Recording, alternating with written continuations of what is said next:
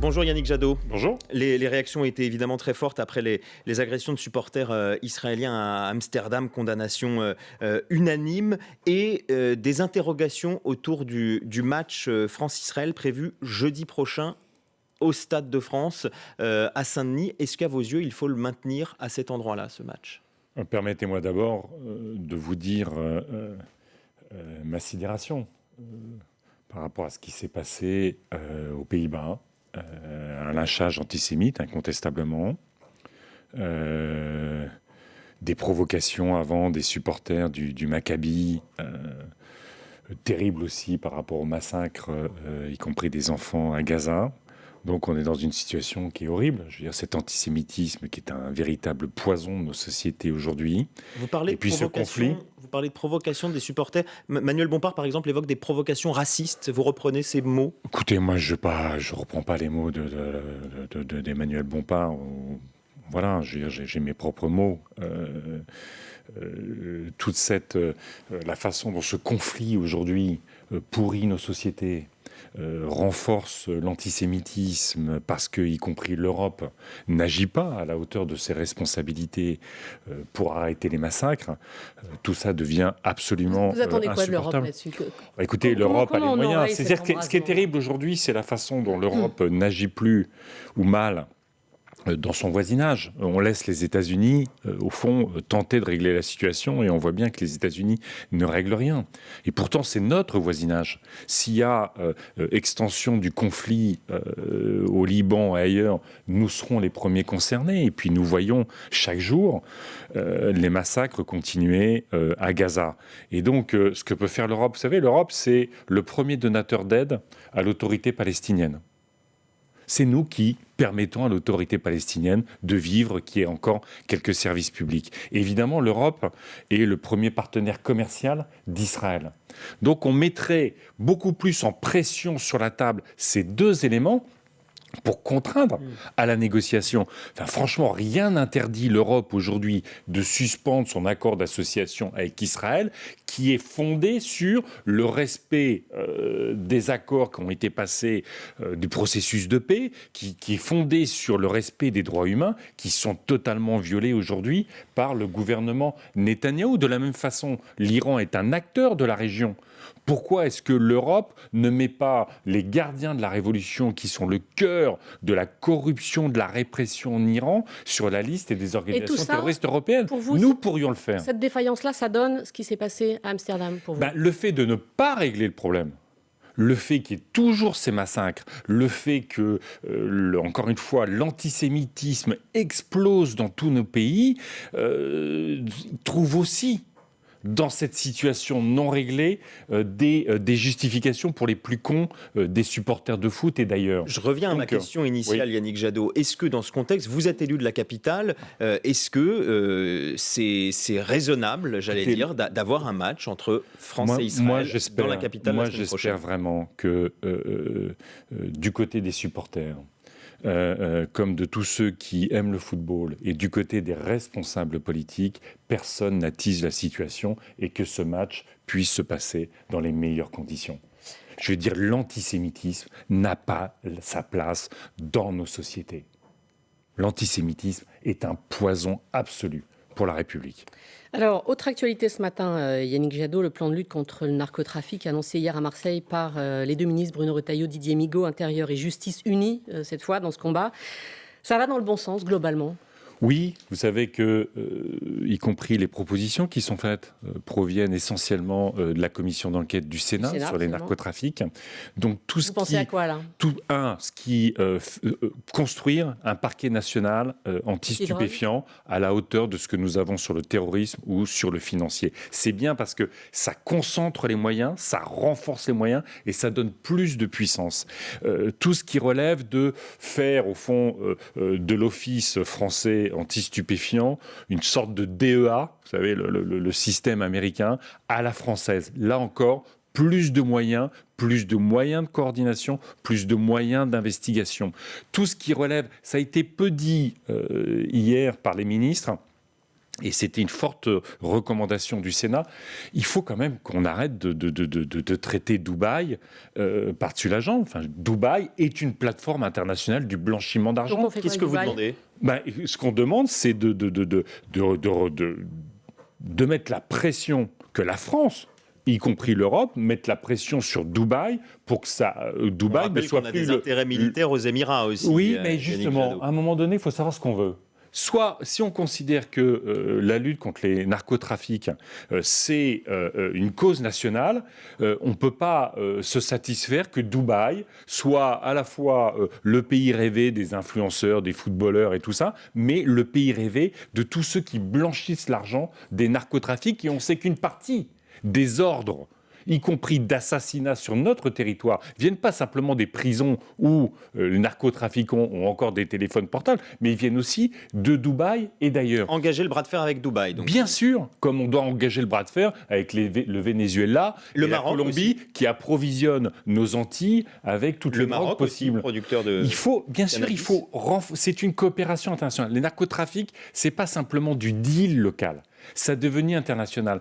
Et puis, il y a un acteur qui manquait hier, c'est Bercy. On sait à quel point, et c'était des recommandations très fortes du Sénat, il faut suivre l'argent, comme on dit en anglais, follow the money. Il faut taper les narcotrafiquants au portefeuille, sur leur patrimoine, sur les richesses inexpliquées. Et je regrette que Bercy n'ait pas été là. Yannick Jadot, quelle est la part de la responsabilité du consommateur dans tout ça, dans l'économie parallèle, dans l'exploitation de ces adolescents des quartiers populaires ? Est-ce qu'il faut plus de sévérité, comme le dit Didier Migaud ? Vous savez que nous, les écologistes, on distingue ce qui relève des drogues douces, notamment le cannabis, des drogues dures qui sont le cœur du narcotrafic. Et quand on voit à quel point... Le cannabis a une part très importante quand même dans le narcotrafic. narcotrafic. Oui, mais le problème, c'est qu'il a une part très importante dans les deals, et il a une part très importante dans les efforts, dans les moyens qui sont mobilisés par le ministère de l'Intérieur notamment, par le ministère de la Justice, alors qu'en fait, on sait que nous sommes le pays le plus répressif en Europe sur le cannabis, et nous sommes le pays où ça consomme le plus. Nous sommes pour expérimenter, comme le fait l'Allemagne aujourd'hui, sur des processus de légalisation du cannabis qui nous permettraient de faire quoi ? De stopper les deals et donc la contribution du cannabis au narcotrafic, de mettre nos moyens sur les drogues dures qui sont un drame absolu pour nos sociétés, et de suivre médicalement les consommateurs de cannabis. C'est ça l'enjeu. Est-ce que ça empêche la responsabilité du consommateur ? Je repose la question. Non, ça n'empêche pas la responsabilité du consommateur, mais elle existe.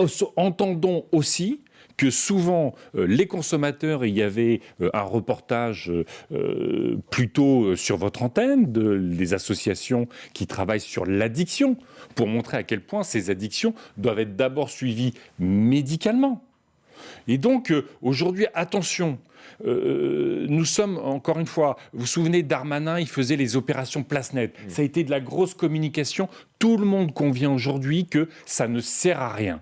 Ça ne sert à rien. Ça mobilise des moyens sans aucune efficacité. Il est temps de passer à l'efficacité. L'efficacité, c'est taper les narcotrafiquants au portefeuille, renforcer les moyens de l'administration financière, de l'administration de l'intérieur, de l'administration de la justice et, encore une fois, aider dans les quartiers.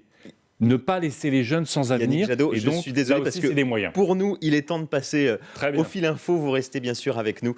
D'abord, le fil info, effectivement, 9h-20, Marie Maheu. Les États-Unis inculpent un agent de l'Iran. Ce sont les mots des autorités judiciaires. Un Afghan de 51 ans accusé d'avoir reçu l'ordre de Téhéran d'organiser des assassinats, notamment celui de Donald Trump et d'une dissidente irano-américaine. L'Iran qualifie ces accusations de totalement infondées. Passer de 13 à 16 trains par heure sur la ligne TGV Paris-Lyon d'ici 2030, c'est l'objectif des travaux réalisés jusqu'à mercredi matin, assure sur France Info Mathieu Chabanel, directeur de SNCF Réseau. La ligne la plus fréquentée d'Europe est totalement fermée. Seuls quelques trains circulent sur la ligne classique. Le Conseil d'État repousse la fin des emballages plastiques pour les fruits et légumes frais. Annulation du décret hier parce qu'il va à l'encontre du droit européen. La Commission avait demandé l'année dernière à Paris d'attendre un règlement commun au 27. C'est ce qu'ont fait valoir deux syndicats professionnels auprès de l'institution.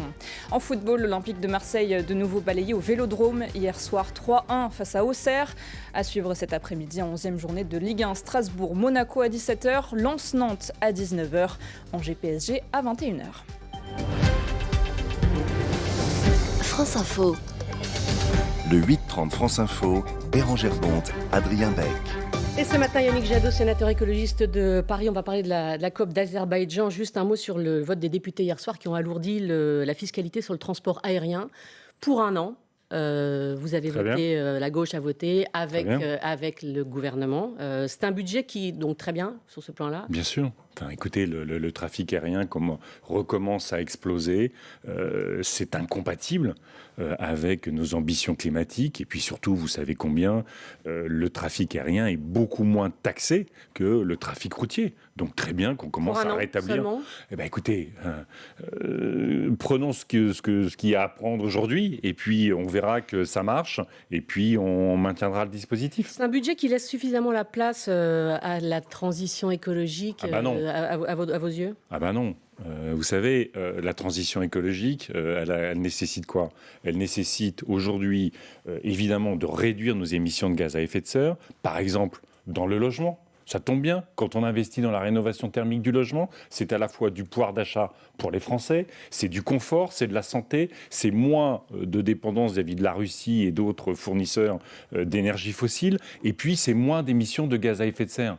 Donc, quand le gouvernement sabote ce budget, évidemment, ça ne va pas dans le bon sens. Prenons le fonds vert. C'est un fonds qui a été d'investissement pour les collectivités locales.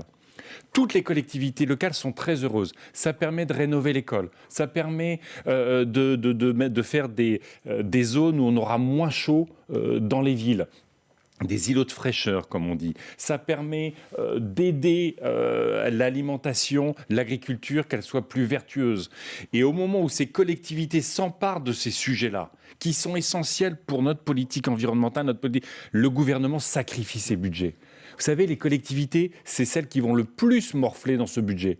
Les crèches, les écoles. Là, c'est le sénateur qui parle. Hein. Non, mais c'est là que se construit. On ne peut pas se plaindre des élections aux États-Unis et des politiques qui ne s'occupent pas des Américaines et des Américains et recommencer les mêmes modèles débiles où, à un moment donné, on n'investit plus sur l'école, on n'investit plus sur la crèche, on n'investit plus sur ce qui fait notre vie au quotidien. Donc, ce budget est très mauvais.